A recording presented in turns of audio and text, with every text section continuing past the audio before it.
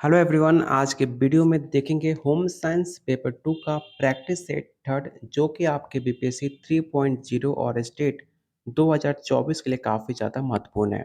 और ये जितने भी क्वेश्चन हैं ये सारे क्वेश्चन आपके एनसीईआरटी और एससीईआरटी पे से जो कि आपके सिलेबस और आपके प्रीवियस ईयर क्वेश्चन के पैटर्न पे तैयार किया गया है। तो इस वीडियो के पूरा अंत तक देखिएगा क्योंकि इसमें ऐसे क्वेश्चन हैं जो कि आपके पेपर में डायरेक्ट देखने को मिल सकता है। उससे पहले आपको बता दें, अगर आप होम साइंस पेपर 2 की तैयारी कर रहे हैं तो आप लोग के लिए topic wise theory all state का प्रीवियस ईयर क्वेश्चन मिलेगा सिर्फ आपको 151 में।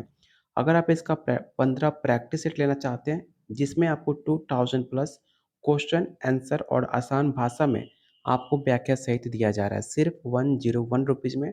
अगर आप इसका कॉम्बो लेते हो तो सिर्फ आपको 200 पेमेंट करना होगा, जो अभी तक बहुत सारे बच्चे ले चुके हैं। अगर आप लेना चाहते हो तो आप मुझे इस नंबर पे व्हाट्सएप कर सकते हो या इस वीडियो के कमेंट बॉक्स में आप कमेंट कर सकते हो। तो चलिए शुरू करते हैं आज का पहला क्वेश्चन और ध्यान से इस क्वेश्चन को सॉल्व कीजिएगा क्योंकि सवाल काफ़ी ज़्यादा इंपॉर्टेंट है और ये आपके पेपर का पूछा हुआ सवाल है। क्वेश्चन क्या है कि दिए गए विकल्पों में प्रसार शिक्षा का सर्वोत्तम विधि कौन-सी है? आपको बताना है कि एक्सटेंशन एजुकेशन का सबसे बेहतरीन ऑप्शन क्या हो सकता है? पहला ऑप्शन है आकार एवं ग्राफ, प्रदर्शनी, चित्र एवं फ़ोटोग्राफ़ी या ऑप्शन डी है ऑडियो कंटेंट। तो आपको पता है आपसे पूछा जा रहा है एक्सटेंशन एजुकेशन। तो एक्सटेंशन एजुकेशन वो होता है जो आप किसी को रोल प्ले करके आप किसी बच्चे को सिखाते हो, सबसे बेहतरीन ऑप्शन माना जाता है। इसलिए इसका राइट आंसर ऑप्शन आपका बी हो जाएगा। अगला क्वेश्चन है प्रथम 4 सप्ताह में होने वाले शिशु मृत्यु का कारण क्या है? ये सवाल आपके स्टेट का पूछा हुआ सवाल है। इसे ध्यान से रखिएगा और बताइए इसका राइट आंसर क्या हो जाएगा। पहला ऑप्शन है श्वासरोध, जन्मजात असमानताएं, इन्फेक्शन या ऑप्शन डी या ऑल ऑफ दीज। बच्चे की मृत्यु के कारण बहुत सारे कारण हो सकते हैं जिसका सांस ना ले पाना, जन्मजात कुछ असमानताएं प्राप्त होना, उनको कुछ इन्फेक्शन हो जाना, ये सब चीज़ बच्चे की मृत्यु के कारण हो सकता है। इसलिए इसका राइट आंसर ऑप्शन आपका डी हो जाएगा। अगला क्वेश्चन है बाल विकास के विभिन्न पहलू कौन-कौन से हैं? आपको बताना है कि aspect of child development include. पहला ऑप्शन है physical development, motor development, language development या option D all of the above. तो काफ़ी आसान सा क्वेश्चन है। आपको पता होगा कि चाइल्ड डेवलप जो बच्चे जो विकास करते हैं उसके अंदर उनका शारीरिक, उनका जो मोटर डेवलपमेंट है जैसे कि लिखना, मोटर डेवलपमेंट 2 तरह का होते हैं, एक आपका लाइट होता है, एक आपका हेवी होता है, जिसके अंदर आपको हाथ से लिखना, ये सब आपके मोटर डेवलपमेंट के अंदर आता है। बात की जाए लैंग्वेज डेवलपमेंट तो आपकी भाषा का विकास भी होता है कि आप कैसे बोलते हो, कैसे आप एक-दूसरे को कम्युनिकेशन स्किल सीखते हो, ये सब चीज़ आपके लैंग्वेज डेवलपमेंट के अंदर आता है, जो कि आपके एक चाइल्ड डेवलपमेंट के लिए काफ़ी ज़्यादा ज़रूरी है। इसलिए इसका राइट आंसर ऑप्शन आपका डी हो जाएगा। आप यहाँ देख सकते हो जो आपको प्रैक्टिस सेट मिलेगा, बिल्कुल आपको हर एक पॉइंट को डिटेल में दिया जाएगा, जिसे आप आसानी से समझ सकते हैं। बात की जाए शारीरिक विकास के लिए, तो शारीरिक विकास की गति जन्म के बाद महीनों में तेज़ हो जाती है और उसके बाद आपकी जो शारीरिक विकास होता है, वो काफ़ी धीमी हो जाती है। जैसे कि आपने देखा होगा, जब कोई छोटा बच्चा होता है, उसका जो हाइट है या उसका जो वेट है, 1 से 3 साल तक बच्चे काफ़ी ज़्यादा ग्रोथ करते हैं और फिर सडनली उनका ग्रोथ रुक जाता है। और फिर ये ग्रोथ आपके किशोर अवस्था में जब आप जाते हो 15 से 20 के एज में, तो फिर आपका एक हाइट जो होता है, आपका जो बॉडी ग्रोथ है, फिर से अचानक बढ़ जाता है। तो इसे ज़रूर याद रखिएगा। कौन-कौन से आपके विकास होते हैं? तो शारीरिक विकास, ज्ञानात्मक, भाषा, सामाजिक 4 प्रकार के आपके विकास होते हैं बाल विकास के अंदर। तो इसका आप स्क्रीनशॉट ज़रूर रख लेना क्योंकि सवाल काफ़ी ज़्यादा इम्पोर्टेंट है। अगला क्वेश्चन है टॉर्सल प्रयास है। मैंने कल के वीडियो में आपको बताया था जो आपका टर्सल होता है किस लिए माना जाता है। पहला ऑप्शन है झुकाव बैठना, उठना खींचना, पैर की गति या ऑप्शन डी है रोकना। तो इसका राइट आंसर क्या हो जाएगा? Option A. टॉर्सल आपका झुकाव या बैठने को एक्सटेंड करता है तो ऑप्शन ए आपका राइट आंसर हो जाएगा। यहाँ पर आपको दिया भी गया है जो आपका गृह व्यवस्थापन होता है उसके कुछ प्रयास होते हैं जैसे कि मानसिक प्रयास, शारीरिक प्रयास, पैडल प्रयास, दृश्य प्रसार और टॉर्सल। और टॉर्सल ये आपसे पूछा गया था जिसके अंदर झुकाव, बैठना, खेती-बाड़ी, काम करना, फसल काटना, ये सब आपके टॉर्सल प्रयास के अंदर आता है। तो आप इसका स्क्रीनशॉट ज़रूर रख लेना अगर आपके पास प्रैक्टिस शीट नहीं है तो, क्योंकि ऐसे सवाल आपके बीपीएससी में पिछली बार बहुत सारे सवाल पूछे गए थे। चलते हैं क्वेश्चन नंबर 37 पे। आपको बताना है कि बच्चों का विकास किसका परिणाम है? पहला ऑप्शन है सिर्फ सीखने का, सिर्फ परिपक्वता का, ओनली इंडिविजुअल डिफरेंस, या ऑप्शन डी है सीखना और परिपक्वता। तो काफ़ी आसान सा क्वेश्चन है। आपने सीटेट में पढ़ा होगा कि जो एक बच्चे का डेवलपमेंट होता है वो सिर्फ एक चीज़ से नहीं होता है। बच्चे का डेवलपमेंट उसके सीखने और उसके परिपक्वता से होता है। इसलिए इसका राइट आंसर ऑप्शन आपका डी होगा। इसे ज़रूर याद रखना, काफ़ी बेसिक सा क्वेश्चन था जो कि आपके बीएड और आपके सीटेट में पढ़ाया गया होगा। क्वेश्चन नंबर 38 आपको बताना है कि ऊर्जा को मापने की विधि क्या कहते हैं? ये सवाल आपके बीपीएससी एग्जाम का पूछा हुआ सवाल है। आप जाकर प्रीवियस ईयर क्वेश्चन उठाकर चेकआउट कर सकते हो। पहला ऑप्शन है फोटोमेट्री, सेकंड ऑप्शन है जियोमेट्री, थर्ड ऑप्शन है टेम्परेचर, या फोर्थ ऑप्शन है कैलोमेट्री। तो आपको बताना है कि किस विधि से ऊर्जा को माप सकते हैं।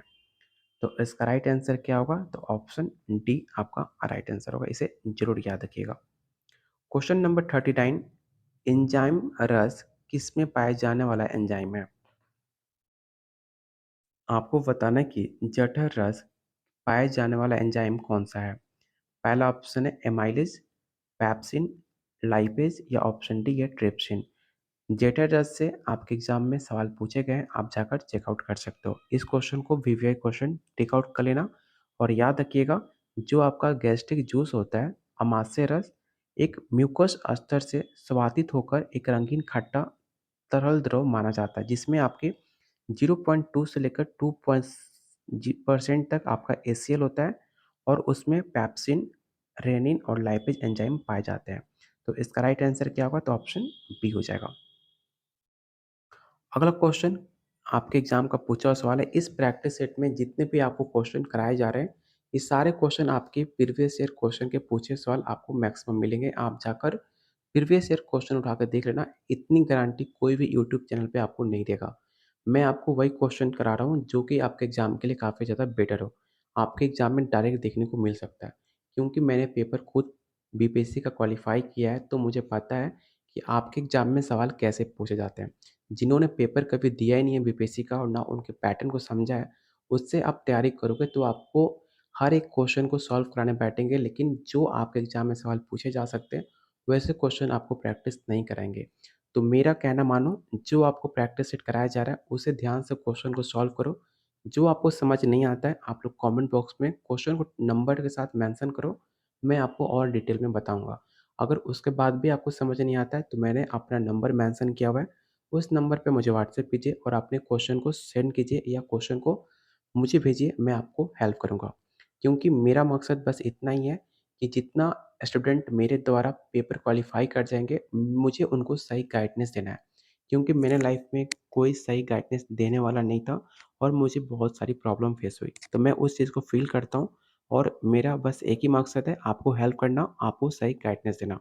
ठीक है? तो आपको बताना है कि और एक बार किसी भी एग्ज़ाम को क्वालीफाई करने के लिए आप प्रीवियस ईयर क्वेश्चन को अच्छे से देख लेना और जब आप प्रीवियस ईयर क्वेश्चन उठाकर देखोगे, तो आपको आइडिया लग जाएगा जो मैं आपको क्वेश्चन करा रहा हूँ, ये सवाल आपके एग्ज़ाम में पूछे गए हैं कि नहीं गए हैं।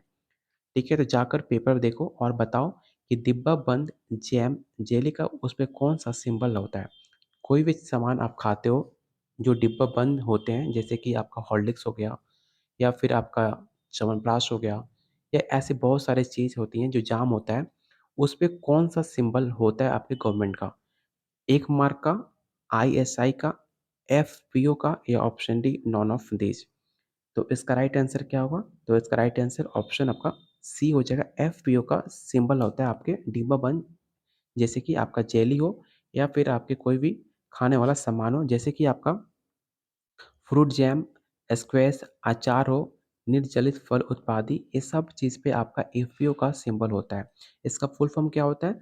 तो फ्रूट प्रोडक्ट ऑर्डर, जो कि आपके 1955 में इसे लागू किया गया था, इसे याद रखिएगा। और 1 मार्क किस पे होता है? तो 1 मार्क एक आपका प्रमाण चिन्ह है, जो कि आपके जितने भी कृषि खाद्य उत्पाद होते हैं, उस पे 1 मार्क का सिंबल लगा होता है। इसे भी आप याद रखना। तो इसका राइट आंसर क्या हो जाएगा? तो ऑप्शन आपका सी राइट आंसर होगा। क्वेश्चन नंबर 41 काफ़ी इंपॉर्टेंट क्वेश्चन है। आपको बताना है कि first step of extension education is, प्रसार शिक्षा का प्रथम चरण कौन-सा है? तो किसी भी चीज़ को अगर आप पढ़ाई कर रहे हो, चाहे आप पढ़ाई कर रहे हो या फिर बिहार में जब आप टीचर बन जाओगे, उसके बाद सबसे ज़्यादा इम्पोर्टेंट होता है आपका अटेंशन। किसी भी चीज़ को स्टार्ट करने के लिए, किसी भी चीज़ को सीखने के लिए अटेंशन सबसे पहले आपका होना चाहिए कि आपका अटेंशन सीखने पे है कि नहीं है। तो इसका राइट आंसर ऑप्शन आपका ए हो जाएगा। उसके बाद आपका इंटरेस्ट आता है, उसके बाद आपका डिज़ायर आता है और चौथा पे आपका कन्विक्शन आता है, जो कि आपका विश्वास भी होना चाहिए कि जो आप कर रहे हो, वो सही कर रहे हो। तो आपके टोटल 8 आपके प्रसार शिक्षा का चरण होते हैं। इसका स्क्रीनशॉट आप ज़रूर रख लेना, काफ़ी इम्पोर्टेंट है और आपको लाइफ में काफ़ी ज़्यादा हेल्प मिलेगा। तो इसका स्क्रीनशॉट आप ज़रूर रख लेना। चलते हैं क्वेश्चन नंबर आपके 42 पे। आपको बताना है कि स्काउरिंग का प्रयोग कब होता है? स्काउरिंग से आपके एग्ज़ाम में चाहे ऊन और रेयान से, रेशम से टोटल 8 क्वेश्चन पूछे गए थे। आप जाकर क्वेश्चन पेपर उठा के चेक आउट कर सकते हो। बीपीएससी 2.0 या स्टेट आपके पेपर में रेशम से, ऊन से और रेयान से 8 से 9 क्वेश्चन पूछे गए हैं। आप जाकर चेक आउट कर सकते हो। तो आपको बताना है कि स्काउरिंग का प्रयोग कहाँ पर होता है?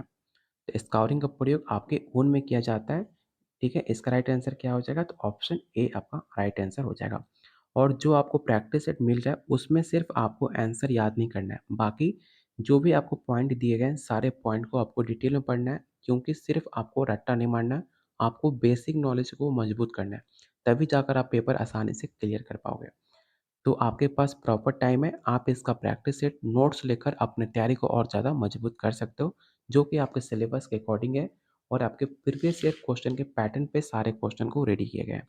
तो इसका राइट आंसर क्या होगा? तो ऑप्शन ए हो जाएगा। अगला क्वेश्चन है 1 ग्राम वसा के दहन से कितना ऊर्जा प्राप्त होता है? तो काफ़ी इंपॉर्टेंट क्वेश्चन है। आपके का ये आपका फैट हो गया, कार्बोहाइड्रेट हो गया, वाटर हो गया, इससे भी आपके 8 से 10 सवाल आपके पेपर में पूछे गए, वो भी जाकर चेक आउट कर सकते हो। तो आपको बताना है कि जो आपका 1 ग्राम वसा होता है, जो फैट होता है, उसका जलने से कितनी आपको एनर्जी मिलती है, आपको ये बताना है। तो आपको एनर्जी मिलती है 9 किलोग्राम कैलोरी, तो ऑप्शन डी आपका राइट आंसर होगा। क्वेश्चन नंबर 44 आपको बताना है कि ट्रोसो के पहले नितंब आना, इसके बाद टाँगे और बाएँ और अंत में सिर आना, वो कैसी सिचुएशन है? पहला ऑप्शन है ब्रिज जन्म, उपकरण जन्म, प्राकृतिक जन्म या ऑप्शन डी है सहज जन्म। जैसे कि आपको पता होगा कोई भी बच्चे का जन्म होता है, तो कोई-कोई बोलता है कि बच्चे ने उल्टा जन्म लिया है या फिर ब्रिज जन्म। तो बच्चे जो जन्म लेते हैं, तो उसके बहुत सारे प्रकार होते हैं, ठीक है? तो आपको बताना है कि अंत में सिर आना, सबसे पहले पैर को आगे आना और सर को पीछे आना क्या कहलाएगा? आपको सवाल में यही पूछा जा रहा है। तो उसको कहते हैं ब्रिज जन्म, ठीक है? जिसे आप उल्टा जन्म भी कहते हो। तो इसका राइट आंसर ऑप्शन आपका ए हो जाएगा, जिसमें आपका पैर आगे आता है और आपका जो सर होता है बच्चे का, वो लास्ट में आता है। तो उसको कहा जाता है ब्रिज बर्थ या उल्टा जन्म। तो ऑप्शन ए आपका राइट आंसर होगा। और आप यहाँ देख सकते हो कितने प्रकार के होते हैं, तो आपके 4 प्रकार के होते हैं। सामान्य, जो कि आपका नॉर्मल डिलीवरी होता है। उल्टा प्रसव, जिसको ब्रिज कहते हैं, जो आपका राइट आंसर है। जस्ट मैंने आपको बताया कि ब्रिज, जिसका पैर पहले आता है और सर बाद में आता है, उसको ब्रिज कहते हैं। और हिंदी में क्या कहते हैं? तो उल्टा जन्म लिया है, जो कि गाँव में बहुत मज़ाक बनाते हैं कि इसका जन्म उल्टा हुआ है और उल्टा काम करता है। और तीसरा आपका हो गया ऑपरेशन से, जो कि आजकल ट्रेंडिंग में है। आजकल आप नॉर्मल डिलीवरीज़ कहीं भी नहीं सुनते हो, जहाँ भी बच्चे जन्म लेते हैं, वहाँ पर ऑपरेशन करके ही बच्चे को जन्म कराया जाता है, जो कि गलत बात है। चौथा आपका हो गया ऑपरेशन द्वारा प्रसव, ठीक है? जो कि आपका ऑपरेशन, जो आजकल जितने भी ट्रेंडिंग आ रहे हैं, नए-नए मशीन द्वारा कराए जा रहे हैं, उसको कहते हैं ऑपरेशन द्वारा प्रसव, जो कि उसके अंदर आपका जब शिशु सामान्य और प्राकृतिक प्रक्रिया द्वारा योनि से बाहर नहीं आ पाता है, तो माँ के उदर में चीरा लगाकर शिशु को बाहर निकाला जाता है, जो कि काफ़ी ज़्यादा दर्दनाक होता है। बच्चे को जन्म लेना, उसमें आपके 2 से 6 हड्डियाँ टूटती हैं, इसको भी याद रखना। तो इसका राइट आंसर क्या होगा? तो ऑप्शन ए आपका राइट आंसर होगा। और प्लीज़ जितने लोग आप वीडियो देख रहे हो, उम्मीद करता हूँ आपको वीडियो काफ़ी पसंद आ रही होगी, तो प्लीज़ वीडियो लाइक, शेयर करके आप मेरा मोटिवेशन को बढ़ा सकते हैं और आपको ऐसे क्वेश्चन कराए जाएँगे जो कि आपके पेपर में डायरेक्ट देखने को मिले। क्योंकि आपका टाइम और मेरा टाइम काफ़ी इम्पोर्टेंट है। कोई भी ऐसा क्वेश्चन नहीं कराया जाएगा जो कि आपके पेपर में डायरेक्ट देखने को ना मिले। आपको इस वीडियो में, इस चैनल पे वही क्वेश्चन देखने को मिलेंगे जो कि आपके पेपर में डायरेक्ट देखने को मिल सकता है। तो प्लीज़ वीडियो को लाइक और शेयर कर दीजिएगा। अगर आप पहली बार चैनल पे विज़िट कर रहे हैं तो please subscribe the channel, keep watching, keep sharing. चलते हैं क्वेश्चन नंबर 45 पे। आपको बताना है कि सन डैश में कृषि प्रसार को संयुक्त राज्य अमेरिका द्वारा मान्यता कब प्राप्त हुई थी? 1920 में, 1914 में, 1900 में या ऑप्शन डी है 1950 में? तो इसका राइट आंसर ऑप्शन आपका बी हो जाएगा 1914। अगला क्वेश्चन काफ़ी इंपॉर्टेंट क्वेश्चन है। वर्ल्ड हेल्थ ऑर्गेनाइजेशन का कार्य क्या है? हमेशा आपके होम साइंस पेपर 2 में डब्ल्यूएचओ से 1 से 2 सवाल हमेशा पूछे जाते हैं, चाहे आपके होम साइंस में पूछ ले या जीके जीएस में। लेकिन हमेशा आपके डब्ल्यूएच से 1 से 2 सवाल पूछे जाते हैं। तो आपको बताना है कि डब्ल्यूएचओ का कार्य क्या है और इसका हेडक्वार्टर कहाँ पर है? आपको दोनों का आंसर कमेंट बॉक्स में बताना है। तो याद रखिएगा, जो विश्व स्वास्थ्य संगठन होते हैं, उनका जो मेन काम है, माता और शिशु को ध्यान रखने के लिए इसको बनाया गया है। तो इसका राइट आंसर क्या होगा? तो ऑप्शन सी हो जाएगा और इसका जो हेडक्वार्टर है वो आपके जिनेवा, स्विट्ज़रलैंड में आपको देखने को मिलता है इसका हेडक्वार्टर। ठीक है? इसे भी याद रखिएगा और इसकी स्थापना कब हुई थी? तो 7 अप्रैल 1948 को इसका स्थापना हुआ था और इसका मुख्यालय जस्ट मैंने आपको बताया जिनेवा शहर में स्थित है, स्विट्ज़रलैंड के अंदर। तो इसका राइट आंसर ऑप्शन आपका सी हो जाएगा। क्वेश्चन नंबर 47 है, लिखित एवं छपी सामग्री किस प्रकार का साधन है? आपको बताना है। पहला ऑप्शन है श्रव्य साधन, दृश्य साधन, दृश्य श्रव्य साधन या ऑप्शन डी है इनमें से कोई नहीं। ऐसे क्वेश्चन आपके 4 से 5 सवाल आपके होम साइंस में पूछे गए हैं। आप जाकर प्रीवियस ईयर क्वेश्चन उठा के देख सकते हो। तो आपको बताना है कि जो लिखित छपी सामग्री होती है वो कौन सा साधन है? तो काफ़ी आसान सा क्वेश्चन है, आप उसे सिर्फ देख सकते हो। अगर जो आपका बुक है वो आपका बुक बोलता नहीं है, सिर्फ आप उसे देख सकते हो अपनी आँखों से, उससे कोई आवाज़ नहीं आती है। इसलिए इसका राइट आंसर क्या होगा? तो विजुअल एड्स हो जाएगा। क्वेश्चन नंबर 48, आपको बताना है कि बहुउद्देशीय भोज्य पदार्थ किसने विकसित किया था? मतलब multipurpose food is developed by, आपको बताना है कि एनआईएच हैदराबाद, सीएफआरटीआरआई मैसूर या ऑप्शन सी ए और बी दोनों या ऑप्शन डी इनमें से कोई नहीं। तो याद रखिएगा, इस क्वेश्चन को वीवीआई क्वेश्चन टिक आउट कर लीजिए और जितने लोग आंसर सी टिक आउट कर रहे हैं, सारे लोग का आंसर गलत है।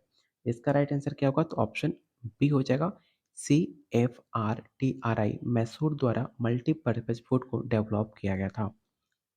चलते हैं क्वेश्चन नंबर 49 पर।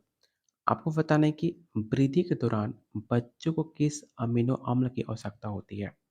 जब बच्चे वृद्धि करते हैं, जब बच्चे बढ़ते हैं, तो उनको किस प्रकार के अमीनो अम्ल की आवश्यकता होती है? लाइसिन के, थ्रेओनीन की, हिस्टाडिन की या ऑप्शन डी है वायलिन की? तो इसका राइट आंसर क्या होगा? तो ऑप्शन सी आपका राइट आंसर हो जाएगा। ये कार्य क्या करता है? तो ये लाल रक्त जो आपका रेड ब्लड सेल होते हैं, उसको निर्माण करता है और उसको ऊतकों में वृद्धि में आवश्यक है होता है हिस्टाडीन। इसे याद रखिएगा। क्वेश्चन नंबर 50, आपको बताना है कि परिधानों में रफल्ड कॉलर प्रायः किस आकार के गले में लगाए जाते हैं? पहला ऑप्शन है आयताकार, वी आकार, यू आकार या ऑप्शन डी है अराउंड। तो इसका राइट आंसर ऑप्शन आपका डी हो जाएगा अराउंड। क्वेश्चन नंबर 51 और आपके एग्जाम का पूछा हुआ सवाल है। आपको बताना है कि बोलनी ऊन को क्या कहते हैं? ये सवाल रट्टा मार लेना, 100% ये सवाल आपके होम साइंस में पूछा जाएगा। आपको बताना है कि बोलनी ऊन को क्या कहते हैं? मेरिनो ऊन, पैसामूल, शहतूत या ऑप्शन डी है इनमें से कोई नहीं। तो इसका राइट आंसर हो जाएगा ऑप्शन डी, इनमें से कोई नहीं, क्योंकि जो आपके मेरिनो ऊल होते हैं वो प्रथम श्रेणी के अंतर्गत आते हैं, जिसको बोलनी ऊन भी कहते हैं, जो कि आपके मेरिनो जाति के भेड़ों के बालों से प्राप्त होता है और इसके बालों से ऊनी वस्त्र कोष्ठी का मतलब सबसे श्रेष्ठ इससे बनता है आपका ऊनी वस्त्र।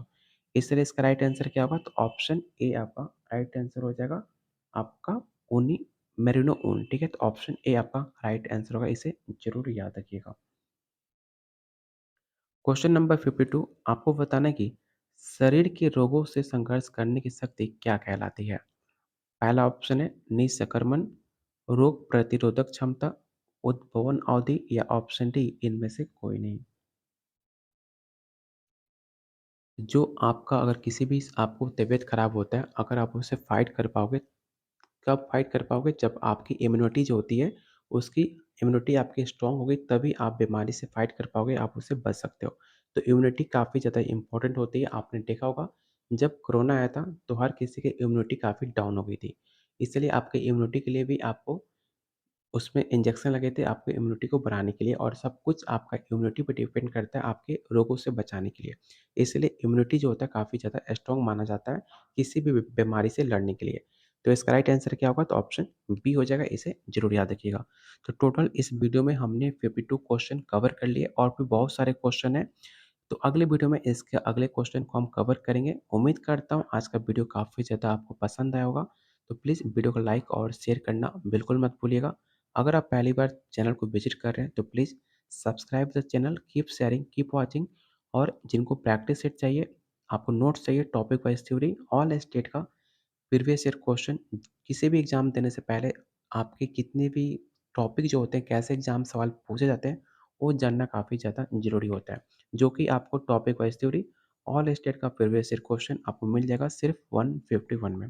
अगर आपको 15 प्रैक्टिस सेट चाहिए, जो कि आपको सिर्फ़ 100 में दिया जा रहा है, जो कि आप देख सकते हो कितने आसान भाषा में आपको समझा कर दिया जा रहा है, सिर्फ़ आपको मिलेगा 100 में। अगर आप इसका कॉम्बो लेते हो, तो सिर्फ़ आपको 200 पेमेंट करना होगा, जो कि आप मुझे इस नंबर पे व्हाट्सएप करके ले सकते हो। चलिए बहुत जल्द मिलते हैं एक अगले वीडियो में, तब तक के लिए कीप शेयरिंग, कीप वॉचिंग।